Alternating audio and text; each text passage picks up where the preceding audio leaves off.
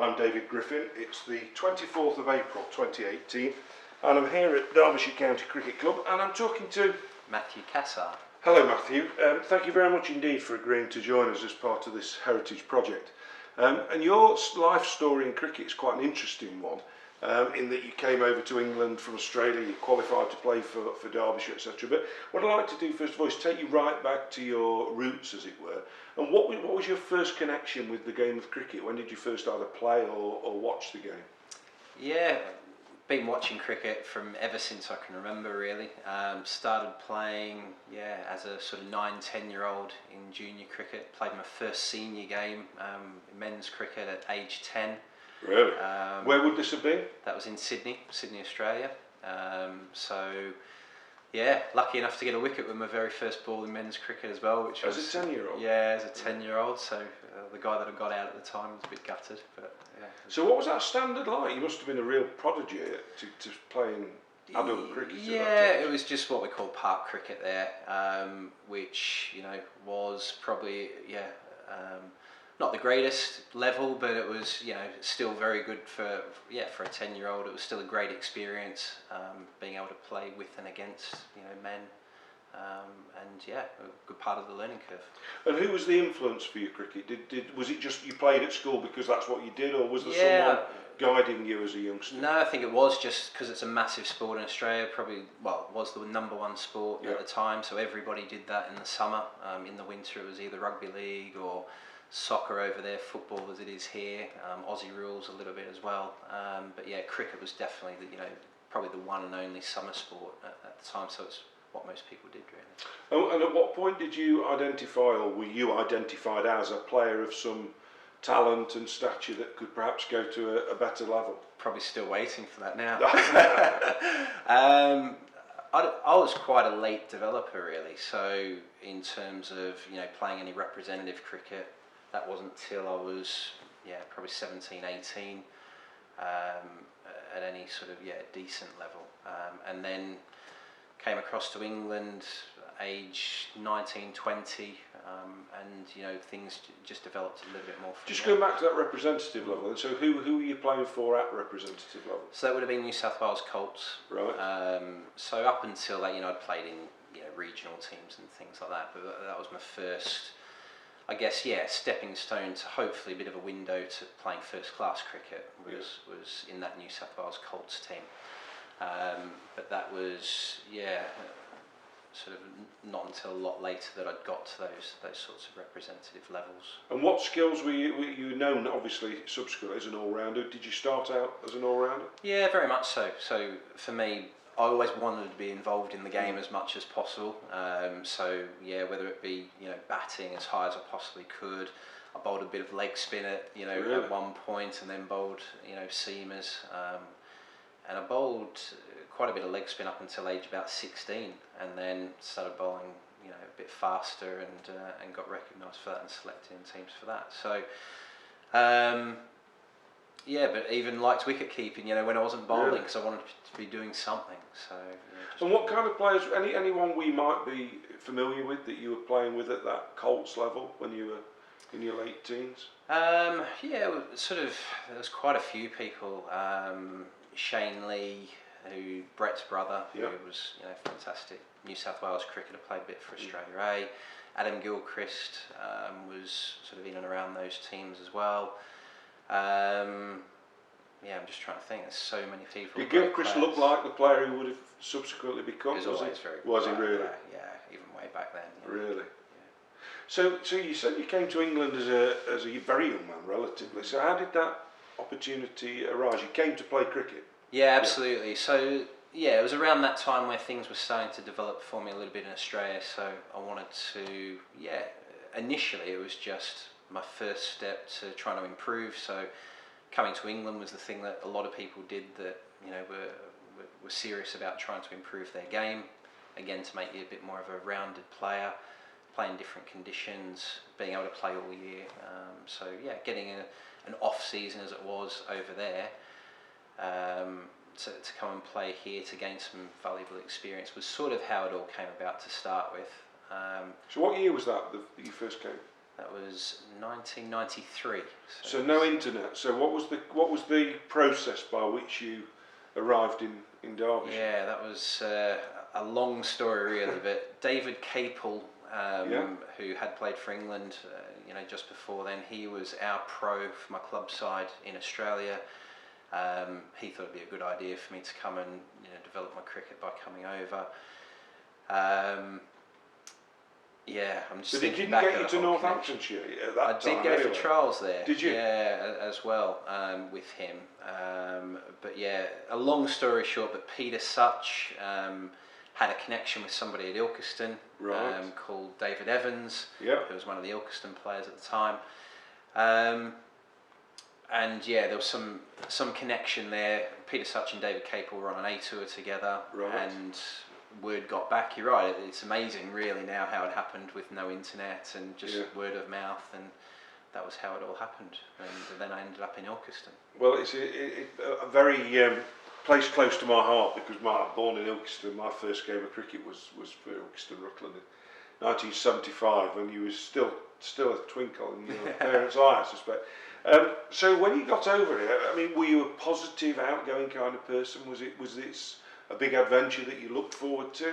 It was a massive adventure. I look back at it now thinking I didn't really know anybody apart from David Capel. He was the only one that I really knew in England, and sort of came over, didn't really know what to expect. I had no idea how the standards of cricket would compare. I was playing first grade over there, and just sort of starting to get into the Colts. And just for clarification, you were engaged as the overseas professional for Ilkeston Rutland? Yeah, that's right, really didn't have any idea, and at the time Ilkeston Rutland were in, I guess, the second tier, so Division 1 as it would be now. There was no Premier League back then, and I thought that I wanted to come over and be successful, so I didn't want to struggle, so opted to go for that almost second tier down, because I didn't know what the standard would be like. I didn't have a clue, and but it was good. Worked out really nicely. Great bunch of people there. And had you got any other career options at that time? Were you, because you'd obviously not gone to university, presumably? Yeah, no. For me, I was your stereotypical, sat in front of the careers advisor at school. They said, "What are you going to be?" I said, "I'm going to be a professional cricketer." At age 16. And they said, "No, what are you really going to do?" Everybody says that. I said, "No, that is what I'm going to do." And so left school at 16, worked for my mum and stepdad for a while, and then got a bit of an ultimatum one day at probably age 19 of having to work on a weekend. And it was, no, I've got to play cricket. Well, you need to make a decision. Do you want to play cricket, or do you want to work, for a living? And it was, well, no, I want to play cricket. So that was probably what made my mind up in the end to get the trip to England sorted out. So what were the expectations when you arrived? And I mean, did you have to coach people? Did you live with a family, or what was the setup? Yeah, lived with a couple of families when I first came over. Martin Brandrick, the captain's parents at the time. My second cousin, Martin. Really? Brandrick, okay. So they looked after me world. really well to start with. Yeah. Then moved in with Martin and Lorraine for a little while, and then Mark Baker in that season as well. So got looked after fantastically well, really welcoming, everybody was, and some really fond memories of those times. And what was the social life like? Because you're coming over from Australia, you're used to no doubt the sea and the surf, and suddenly you come to Ilkeston. Yeah. Was it a rude awakening, or did you get used to it quickly? No, it was absolutely fine. People were telling me about some of the stories about going uptown in Ilkeston, as it was, or Ilson. To be a bit careful, but it was absolutely fine. I grew up in the western suburbs of Sydney, so it wasn't anything any different really. Yeah. So, and how did you perform that first season? What were your runs and wickets like? Yeah, did quite yeah, did fairly well that first season. 118 wickets in the league, Not bad, is it? and then I think I just fell short of the 1,000 runs, so 996 or 994, somewhere there. So how many games did you play to take 118 wickets? I can't quite remember now. It's going back a while, that. But you wouldn't play more than 22 league games. Wow. So yeah, 22 league games, and then there probably would have been a few cup games in there as well. But that's a lot of wickets. That. Still a record to this day. Yeah, I can imagine it is. Yeah.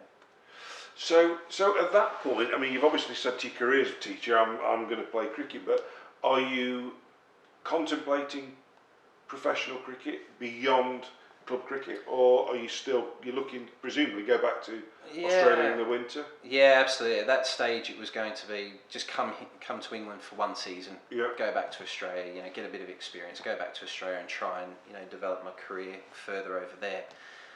As it happened, I got a stress fracture in my back that season, that I was over here just from bowling so many overs. So you're right, it's a lot of wickets, but it definitely came at a bit of a cost on the body. So I got a stress fracture in my back. My mum was from England, so born in the UK, so that meant that I could qualify through right of abode, as it's called. And like I say, because everybody here was so welcoming, I thought, well, actually, it's an opportunity. Was sort of given the opportunity by Derbyshire as well. They'd showed an interest on the back of that season that I'd had with Ilkeston Rutland, and I thought, well, that a bird in the hand is an opportunity that I need to consider further and look seriously at. So who spoke to you first, Matt, from Derbyshire to sort of test the water and see if you were amenable to a qualifying period? So John Brown came to watch, I think as a bit of a scout. Phil Russell as well, the then coach, I believe maybe came down and had a bit of a look as well. And then the likes of Alan Hill and people like that as well around that sort of time. And were the Derbyshire players playing in the leagues against you at that time? I'm trying to cast my mind back now. I'm just trying to remember. Because was it still Border League then, or did it become the Derbyshire? It was the Derbyshire County League at that time. I don't think there were any Derbyshire players playing in the league at that time. What standard did you think it was a good standard compared to what you played in? It was probably Australia? A bit easier. That division, remembering that it was the sort of second tier, it was the division down from the top one. It probably wasn't quite as good as what I was expecting it to be.